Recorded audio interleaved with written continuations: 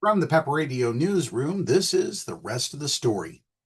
During our evening news, we reported Jane Towler was up late in a small cabin along the Guadalupe River as thunder boomed through a thrashing rain. It was 4 a.m., and water was pooling on the floor. Suddenly, her phone rang. It was her friend from a nearby cabin. "Jane, we're effed," Brian Keeper said frantically. "The water's in my house. Get out." Towler's grandfather bought the property in Texas Hill Country in the 1930s, and she's lived through many floods in her 70 years, losing a canoe or chairs here and there. But last Friday was different. The river would swell 26 feet in 45 minutes and lay waste to homes and buildings, sweep away cars and trucks, and claim the lives of more than 100 people, including many summer campers. Towler did not know how bad things would get, but the fear in Keeper's voice kicked her into flight mode.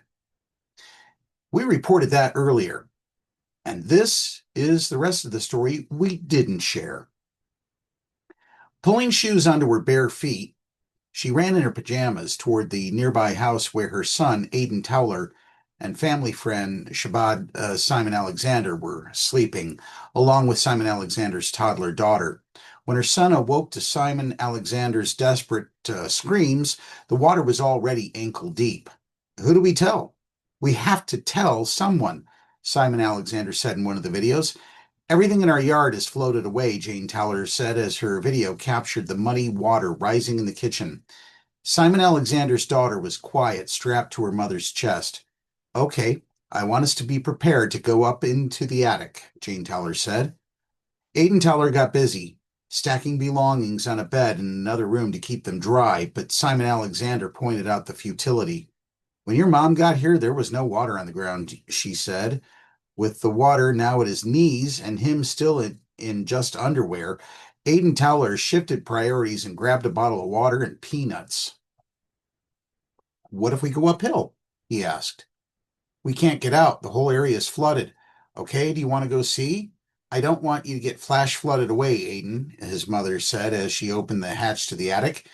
As the fridge toppled over with a splash, their narrowing options crystallized. "What do we do to be safe? Go on the roof?" asked Jane Towler. "I guess we go on the roof," her son replied. Simon Alexander consoled her daughter. 5 days earlier, they celebrated the girl's first birthday with pancakes, balloons, and a canoe ride. Now Simon Alexander stood with her baby, the water up to her thighs. Looking back, she said at that point she was sure they would drown, either where they were or in the attic. But in the video, she calmed her daughter in a gentle voice, telling her, "Yeah, it's a lot, baby." Then darkness. "Oh my God," said Simon Alexander. "The electricity went out," said Jane Fowler. "That's good." No electrocution. At 4:16 a.m., and with the furniture floating, Jane Towler called 911 from atop the kitchen counter. "You have to help us," Simon Alexander pleaded into the speakerphone. "We are going to die." The dispatcher, calm and kind, couldn't promise rescue anytime soon, but urged them to get as far away from the water as they could and stay alive. They then pulled themselves into the attic. Through the hatch, they watched water silently rise in the kitchen below. Then they heard the eerie clinking of plates and glasses as it swirled around the cabinets and neared the ceiling. Aiden found a vent to the roof, punched it out, and they eventually climbed through. Water licked the roofline. Screams pierced the thunder as people called for each other across the valley. Car horns blared non-stop and vehicles floated past them, lit by lightning. The river smelled of sewage. Huddled on the roof, Simon Alexander sang to her daughter. It was a song from Mexico called La Caña that she'd sung through her pregnancy. There was a boom and then a drawn-out splintering noise that carried through the cacophony.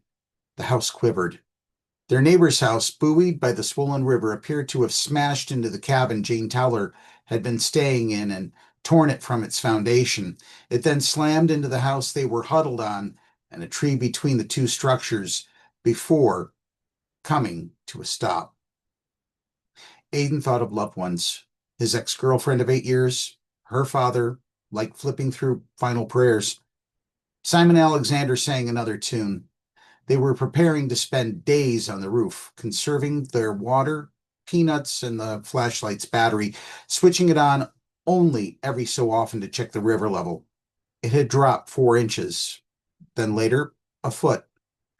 The sun began to rise at around 6:30 a.m., illuminating the transformed world around them.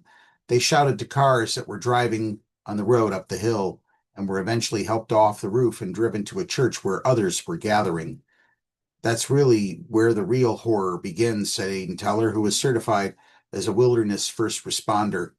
With their medical training, Jane Towler is a retired labor and delivery nurse. They helped 2 doctors tend to the injured. Aiden Towler helped a 5-year-old boy whose shin was split open to the bone. We spent the night in a tree, he recalls the boy saying. The boy's 3-year-old sister was still missing. So was his father, 2 of his grandparents, and his aunt. The aunt arrived hours later, missing fingertips after a house crashed into the tree she was clinging to. The Towlers and Simon Alexander. The scene was a mix of horror and generosity.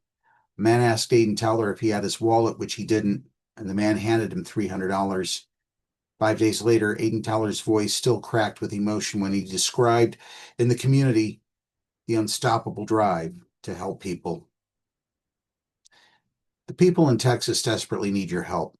We recommend reaching out to the American Red Cross, but there are plenty of other charitable organizations to help the people impacted by loss of property and personal belongings. Unfortunately, nothing can bring back those who perished in the flooding. We must make changes to weather alert systems to ensure that people have sufficient lead time to escape potentially dangerous weather conditions. We must keep the National Weather Service and NOAA funded and assure they have the tools necessary to assure that severe weather conditions are monitored and reported to the public urgently. That's the rest of the story. If you like our content, please subscribe to our channel. From the PEP Radio Newsroom, I'm Dave Moore reporting.